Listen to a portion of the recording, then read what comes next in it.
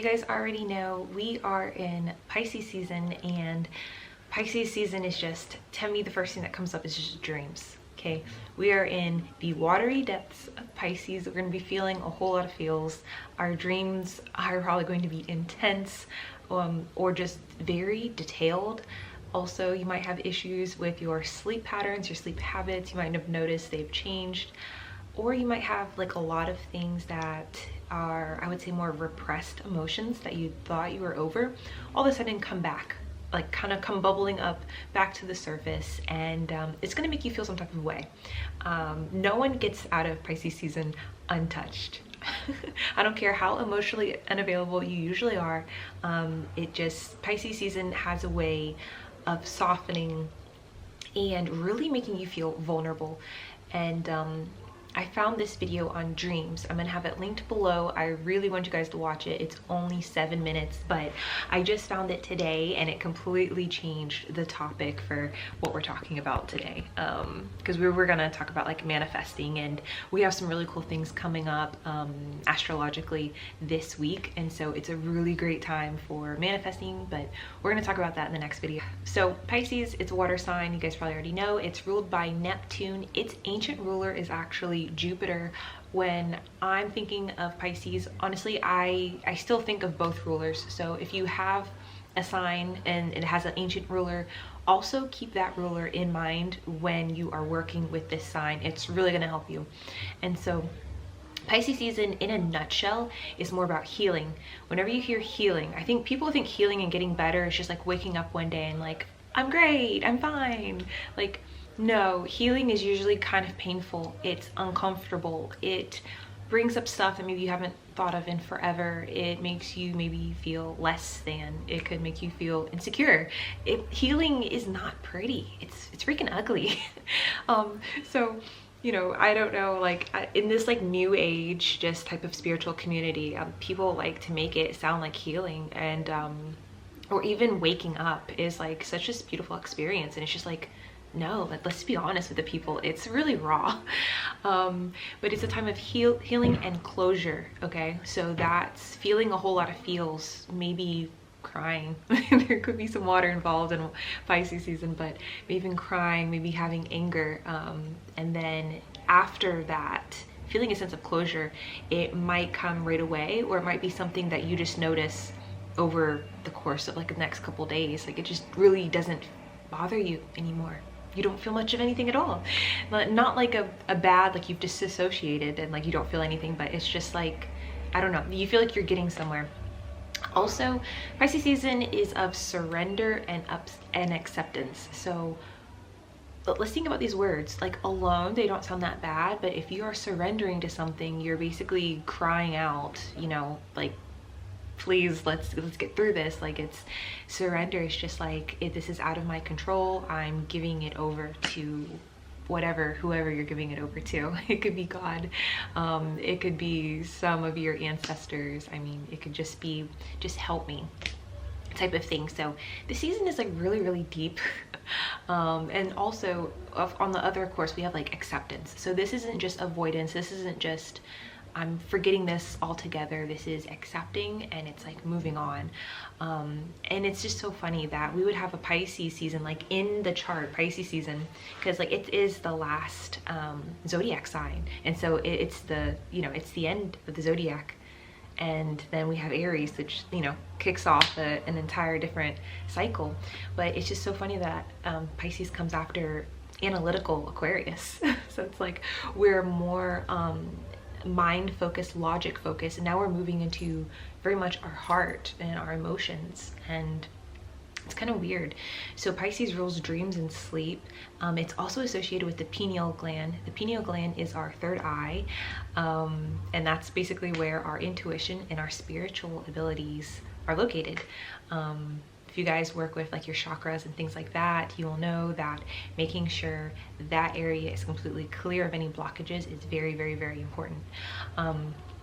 Basically, oh, also our pineal gland, it's an actual gland. Okay, so I know some people, like, if you don't know what like a third eye is, like, you know, the pineal gland is real in that it produces melatonin, and basically that's what regulates our sleep and our wake cycles. If you are a sensitive person, if you are an intuitive person, maybe you have heavy water in your chart, Cancer, Pisces, Scorpio, you may have already noticed sleep disruptions. But to be completely honest, I think all of the signs do have some type of spiritual abilities. This is just my belief. And so you're going to be feeling this in some way or in the other. Even if you are the most analytical, logical thinker, you're going to feel some of this.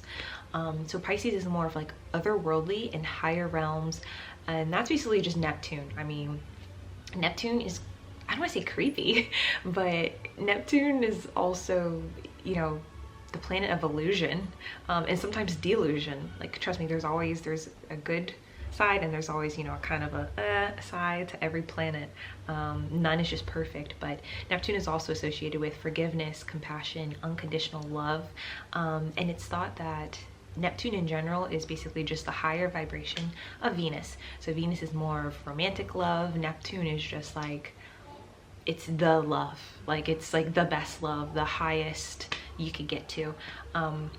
So Piscean energy, for a lot of people, it can completely distort you. Completely. You will completely get lost in some of this energy. So if you're having any type of just emotional, I don't know, outbursts, or feeling maybe a little depressed, maybe feeling a low energy, things like that, I think for some people it's like hard to understand what's real and what's not. You know, what is just a feeling that you're feeling in that moment, and what is going to stick with you for a long time and really affect you. Sadly, I mean, that's just Neptune. It's kind of illusion. So some of the unhealthy Pisces archetypes are deception, escapism, addictions. We talked about this in my last video I made about Pisces season. Some people coming back to more of those escapism tactics, like drinking, smoking, drug use, you know, anything to get out of reality and into some other realm. Thank Neptune for that. Also, another unhealthy Pisces archetype could be delusions. You could, you know, this doesn't necessarily have to be someone like pulling the wool over your eyes. This could be you pulling the wool over your own eyes. It's really interesting. So when it comes to dreams, and if you guys are already having some very vivid dreams, I've already had some dreams where it felt like I did not sleep. Like I woke up and I slept the whole night, but I felt like I was not rested. Dreams where I've woke up crying, like literally crying, very emotional, some things that honestly hit a little too close to home. It wasn't just like some weird dream where I was flying in the air and I dropped my snow cone on my clown shoe. Like, these were actually, like, it felt very, very real. It was very detailed, and it was around situations in my life, and it had me wake up, and I can remember everything, and it definitely hit me. And this is just Pisces season dreams. So it's like, I feel like I'm probably not the only one having these weird things happen. So that's why, like, I wanted to share this other video that's linked in the bio so you guys can read about what happens during our dreams. This video is not a spiritual video. It's basically two scientists talking about what's happening, the hormones and different chemicals that are firing off during REM and non-REM sleep. It's only 7 minutes, so just watch it. It's gonna blow your mind. But to kind of sum it up, non-REM sleep is basically early in the night. These dreams don't have like a lot of emotional content. This is lighter sleep, this type of sleep that you can just pop right up, or you could roll over, grab a drink of water, roll back over, fall right back asleep.